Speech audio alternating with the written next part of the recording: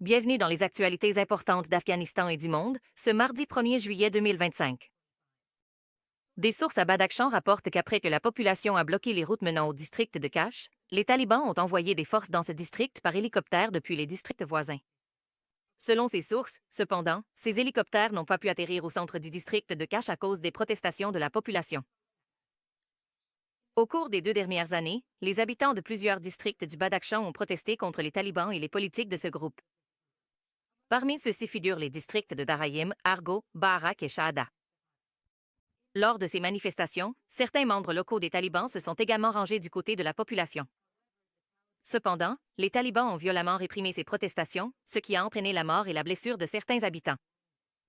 Les talibans affirment que la population résiste à la politique du groupe interdisant la culture du pavot.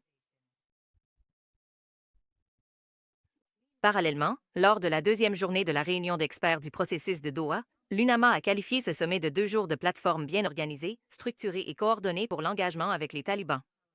Selon l'UNAMA, lors de la rencontre entre les représentants des pays et des organisations internationales avec les talibans, les priorités pour l'engagement avec ce groupe sont en cours de discussion. L'organisation a ajouté que, dans le cadre de ce processus, les actions des talibans en faveur du secteur privé et dans la lutte contre la drogue seront mises en avant.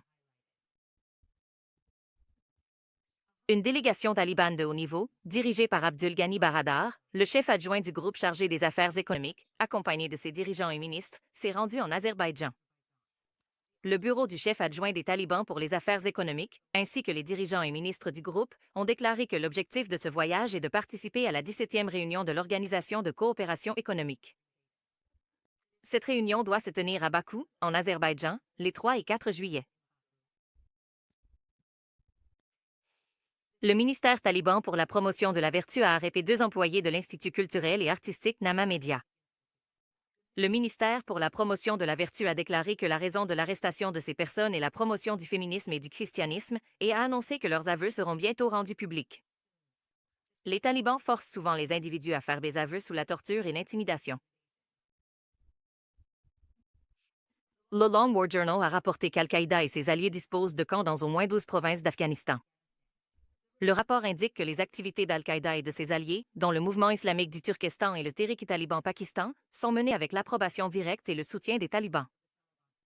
Selon ce rapport, Saif al-Adel, le chef d'Al-Qaïda, et son adjoint se sont également déplacés d'Iran en Afghanistan, et l'ambassade talibane en Azerbaïdjan a repris la délivrance de passeports argentés après 4 ans. Récemment, cette ambassade a publié une photo montrant un représentant taliban délivrant un passeport à un citoyen afghan. Après la chute du gouvernement précédent, de nombreuses ambassades avaient suspendu le processus de délivrance de documents officiels. Suite aux inondations dans la province de Langar, au moins 3 personnes sont mortes et plus de 250 maisons ont été détruites.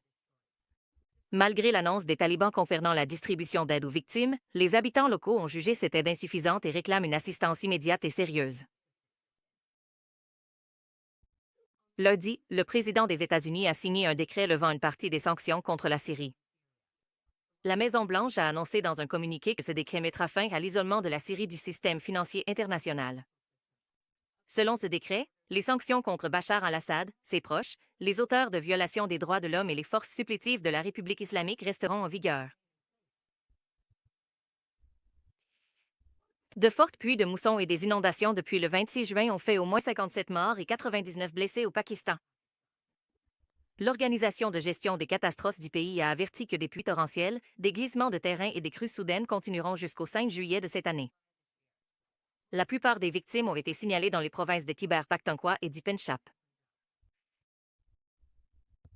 Le président du Kazakhstan a promulgué une loi interdisant la dissimulation totale du visage dans les lieux publics. Cette interdiction concerne le burqa, le niqab et tout autre voile empêchant l'identification du visage. Cette mesure s'inscrit dans les efforts des pays d'Asie centrale pour lutter contre l'extrémisme religieux. La plupart du Kazakhstan, du Kirghizistan et de l'Ouzbékistan avaient également interdit la dissimulation du visage dans les lieux publics. L'ingénieur Nazir Safi, président de l'Union des réfugiés afghans au Royaume des Pays-Bas, a exprimé sa reconnaissance à M. Wali Mohammad Japour, directeur du Centre culturel d'Afghanistan, dans un discours prononcé lors du tout premier événement du Centre culturel d'Afghanistan, auquel ont assisté des poètes, écrivains, peintres, musiciens et personnalités culturelles. À mon avis, l'un des devoirs importants est que la culture de l'acceptation, de l'appréciation, de l'éloge, et même le simple fait de dire bien joué à quelqu'un n'est pas encore ancré dans notre société. Alors que le simple fait d'accorder ces récompenses spirituelles, de montrer de la reconnaissance et de valoriser le travail et les activités supérieures et de meilleure qualité des individus dans divers secteurs sociaux, culturels et même politiques, qui peuvent servir l'intérêt collectif, est un acte d'une grande valeur. En d'autres termes, cela peut être un remède efficace pour résoudre les conflits, relancer des systèmes à l'arrêt et générer une énergie et une force considérables dans les efforts des gens, surtout dans une société meurtrie par la guerre et en difficulté, et en particulier au sein des différentes communautés de la diaspora. Sans aucun doute, cette fois-ci, loin de toute relation personnelle et de toute manœuvre politique, nous exprimons sincèrement notre gratitude et notre reconnaissance pour les efforts culturels inlassables du respecté M. Wali Mohamed Chapour dans la création de ce grand centre culturel au Royaume des Pays-Bas, un pays doté d'une histoire politique et culturelle remarquable et prestigieuse. L'Union des réfugiés afghans d'Apeldoorn, en tant que plus grande et plus ancienne organisation aux Pays-Bas, s'est, depuis sa création jusqu'à aujourd'hui, toujours efforcée d'enrichir et de préserver la culture, la langue et les valeurs nationales, ainsi que de défendre les droits légitimes des réfugiés aux Pays-Bas.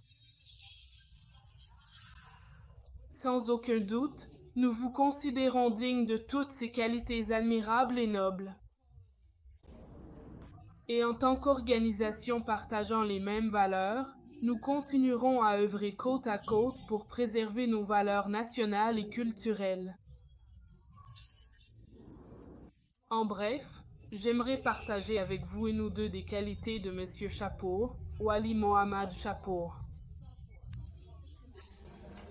La première qualité est que M. Chapour est notre personnalité estimée qui, pendant de nombreuses années, a travaillé sans relâche, avec sincérité et abnégation, pour préserver la culture authentique et l'identité perdue de notre pays et de notre peuple bien-aimé. Voici la fin des informations.